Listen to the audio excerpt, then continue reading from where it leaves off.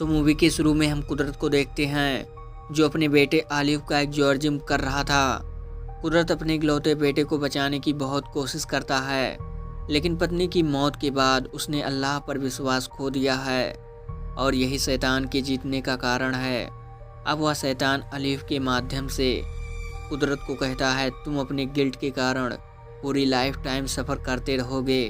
यह कहकर आंसू वाला उसकी आंखों के सामने आलिफ की गर्दन मरोड़ कर मार डालता है।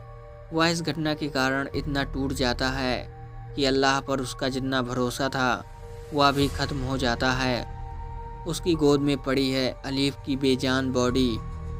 इसके अगले सीन में हम कुदरत को जेल में देखते हैं और पता चलता है कि आलिफ की मौत के आरोप में कुदरत पिछले 3 साल से जेल के अंदर बंद था, क्योंकि ऑब्वियसली पुलिस यह सब विश्वास नहीं करती कोई जीन या डीमन यह सब कर सकता है। जेल में रहने के दौरान उसने आज तक कभी भी नमाज नहीं पढ़ी। उसका कैदी दोस्त उसे अल्लाह पर विश्वास रखने को कहता है। कुदरत उसे कहता है, आंसू वाला पहले उसकी पत्नी फिर बेटे को मार डाला, तब अल्लाह कहाँ था? पूरी ज़िंदगी अल्लाह को पुकारने का परिणाम क्या यह है? तभी अचानक से जेल का वार्डन आ जाता है जो कुदरत को खींचते खींचते दूसरे रूम में लेकर जाता है और उसे वहां लेकर फांसी पर झूलना शुरू करता है। और हम जानते हैं कि इस वार्डन को भी आंसू वाला शैतान ने ही पजेश किया था। इतने साल बाद भी आंसू वाला कुदरत का पीछा नहीं छोड़ा, क्योंकि जब आंसू वाला ने यह पता लगाया कि कुदरत को माफ़ी मिल गई है और अब वह जल्द ही जेल से छूट जाएगा, तो उसने कुदरत को फांसी देकर ख़त्म कर दिया। लेकिन मरने से पहले कुदरत ठीक ही अल्लाह की महानता घोषित की थी, इसलिए अल्लाह उसे माफ़ करता है और उसे फिर से धरती पर भेजता है। आंखें खोलते ही देखता है मार की लाशों के बीच वह सोया हुआ है। बाद में कुदरत वहां से भागकर अपने गांव चला जाता है। 3 साल बाद गांव लौटते ही उसकी नज़र एक साइन बोर्ड पर पड़ती है। उसमें लिखा था, यह ज़मीन पीजान ट्रेंड कापन बोर्डिंग स्कूल की है, यहाँ स्थानीय लोगों का आना अलाउ नहीं है। कुदरत इतने सालों बाद गांव लौटकर हैरान हो जाता है, क्योंकि पूरे गांव में सूखा चल रहा है। गांव में प्रवेश करते ही कुदरत एक घर से चीख सुनता है। वह समझ जाता है मामला क्या चल रहा है, लेकिन वह इसे इग्नोर करके आगे बढ़ जाता है। असल में उस घर में जिहान नाम की एक लड़की को एक जीन ने पजेश किया है। उनकी बातें सुनकर पता चलता है इस गांव में अब यह मामला महामारी की तरह फैल रहा है। जिहान को घर में बांध कर रखा गया है। इस बीच जिहान को शांत करने की कोशिश करते हैं तो वह सिर हिट कर खुद को ही मार डालती है। कुदरत पीजान ट्रेंड कापन के स्कूल आते ही मुलाकात जाफर के साथ होती है। वह उसका बचपन का दोस्त है, यहीं दोनों ने एग्जॉर्जिज्म सीखा है। कुदरत उसे गांव की इस तरह की हालत का कारण और कायरोचिम के बारे में पूछता है। जाफर कहता है, पहले सब ठीक था, लेकिन जिस दिन तुम्हारे जेल जाने और आलिफ की मौत की खबर आई थी, उसी दिन से काय बीमार थी और उसी दिन से गांव पर एक अनजान विभीषिका उतर आई। इन सब के बाद मैंने इस स्कूल को चलाने की जिम्मेदारी ली है, जिसके कारण अब गांव के लोग जाफर को ही उस्ताद कहते थे। जाफर पूछता है, कुदरत तुम्हें क्या हुआ? तुम्हारा अल्लाह पर अगाध विश्वास, उसकी शक्ति, सब बातों से तुम वाकिफ़ हो। तुम्हारे जीवन का हर एग्जॉर्जिज्म सफल हुआ, लेकिन अपने बेटे के मामले में क्या हुआ? कुदरत चुप रहता है। उसके पास इस सवाल का कोई जवाब नहीं था। इसके बाद गांव के एक परिवार को दिखाया जाता है, जहां सदस्य कहने को माँ यास्मीन, बेटा आलिफ और बेटी आशा ही थी। एक एक्सीडेंट में पिता मौके पर ही मर जाते हैं और आलिफ चलने की शक्ति खो देता है। रात में आलिफ को सोने जाने कहा। वह कहता है, मैं पिता के साथ खेल कर फिर सोऊंगा। यास्मीन को यह बात सुनकर खटका लगता है। आलिफ उसके रूम की अलमारी का दरवाज़ा खोलकर किसी के साथ जैसे बातें करता है। आशा स्कूल से आज लेट करके घर आती है। यास्मीन को यह पसंद नहीं, क्योंकि गांव की हालत फ़िलहाल अच्छी नहीं है। कुछ दिन पहले ही उसकी दोस्त जिहान को जो हुआ था, लेकिन आशा यह सब मानना नहीं चाहती। उसके अनुसार जिहान सीख थी, उसे किसी उस्ताद की नहीं बल्कि डॉक्टर की ज़रूरत थी। यास्मीन आशा को आलिफ की अलमारी की घटना भी बताती है। तभी हम आलिफ को देखते हैं। अलमारी की तरफ एकटक देखते हुए अचानक अलमारी का दरवाज़ा खुद ही खुल जाता है और व्हीलचेयर आगे बढ़ने शुरू होती है। तभी अलीफ की चीख सुनकर सब अंदर आना चाहते हैं तो व्हीलचेयर कोई जैसे उनकी तरफ फेंक देता है। बाद में अलीफ अलमारी के सामने मुंह के बल पड़ा हुआ है। उसे बहुत ज़्यादा बुखार आया है। दवा और सिर पर पानी की पट्टी देकर रात गुजरती है। अगले दिन अलीफ उठकर बैठता है और पूछता है अलमारी कहाँ है। यास्मीन बताती है अलमारी बाहर स्टोरेज रूम में रख कर आई है। यह बात सुनकर वह कैसा चुप हो जाता है। यास्मीन उसे खिलाने जाती है तो धक्का देकर खाना गिरा देता है। रात में अलीफ को ना पाकर वे पूरा घर ढूंढते हैं। बाद में स्टोरेज रूम में आते हैं तो देखते हैं वह अलमारी के अंदर मुंह घुसेड़ कर बैठा हुआ है। पूछने पर जवाब देता है पिता ने कहा है मुझे किसी की ज़रूरत नहीं है।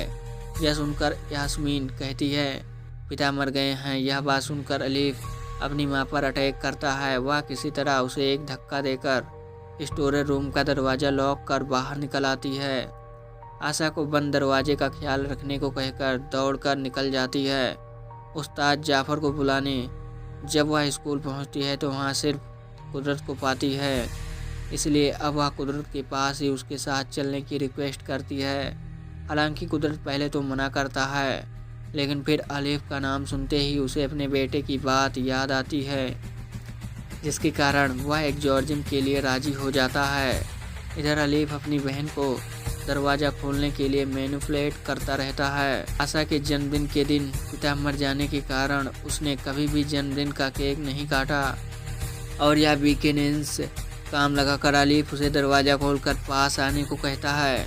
आशा भी वैसा ही करती है और अलमारी के सामने आते ही अलीफ अंदर खींच लेता है तो आशा एक विजन देखती है जहां उसके घर में सब केक लेकर उसके लिए इंतज़ार कर रहे हैं और पास खड़े पिता उसके हाथ में नाइफ देकर केक काटने को कहते हैं, लेकिन केक काटने के साथ ही अंदर से खून निकल कर आता है। असल में यह सभी आशा का भ्रम था। रियल लाइफ में आशा केक नहीं बल्कि नाइफ से अपनी हाथ की नस को काट रही थी। तभी यास्मीन कुदरत को लेकर प्रवेश करती है। कुदरत जल्दी से एक जॉर्जियम शुरू कर देता है।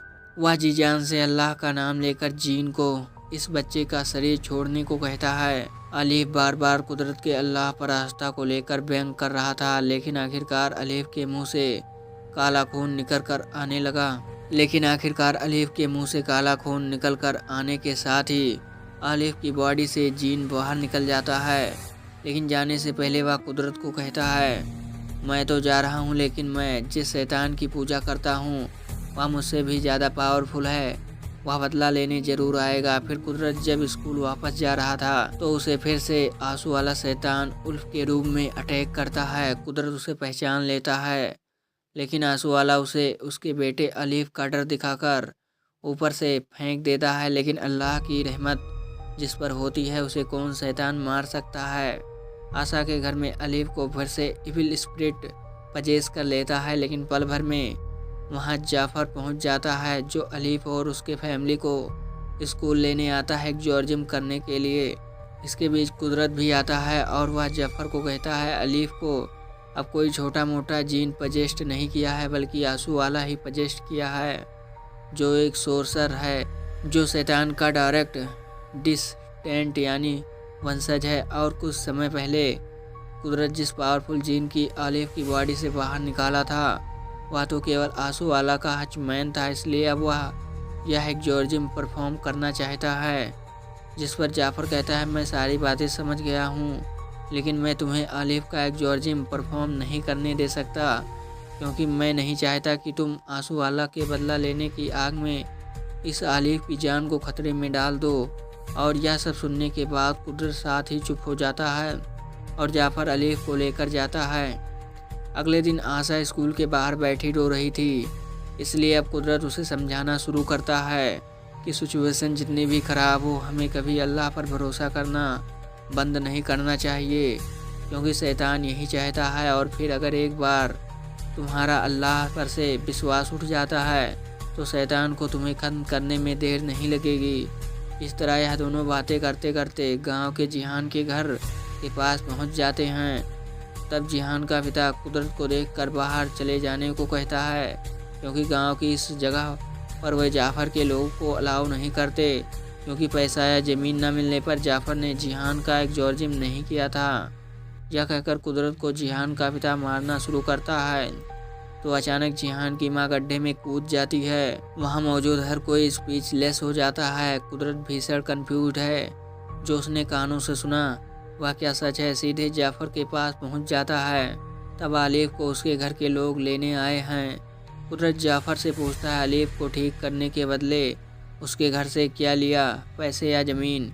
यह बात सुनते ही जाफ़र चौंक जाता है। वह समझ जाता है उसका प्लान कुछ हद तक वह जान गया है। तो बेसिकली इस गांव में जो शैतान का शिकार होते हैं उनका एग्जॉर्जिम करने के बदले जाफ़र ज़मीन पर हिस्सा डालता है, जिसके कारण ही गांव में प्रवेश करते समय कुदरत ने एक साइन बोर्ड देखा था कि यहाँ स्थानीय लोगों का प्रवेश वर्जित है। कुदरत कहता है हुजूर, कायचिम हमें यह शिक्षा नहीं देता। इसके जवाब में जाफ़र कहता है मैं ज़मीन संपत्ति सब ले रहा हूँ यहाँ मस्जिद तैयार करने के लिए। यहाँ मैं एक न्यू पेज ट्रेन की शुरुआत करूँगा। लेकिन कुदरत को बेवकूफ़ बनाना इतना आसान नहीं है। वह जाफ़र से एक ही सवाल करता है, क्या ज़्यादा इम्पोर्टेंट है, नई पेज ट्रेन या इंसानों का स्वास्थ्य जीवन। जाने से पहले कुदरत कहा जाता है यास्मीन की ज़मीन और संपत्ति पर नज़र डालने की कोशिश भी मत करना, और एक जॉर्जिम के बदले कभी पैसा भी मत मांगना, क्योंकि कायरोचिम यह शिक्षा हमें नहीं दिए।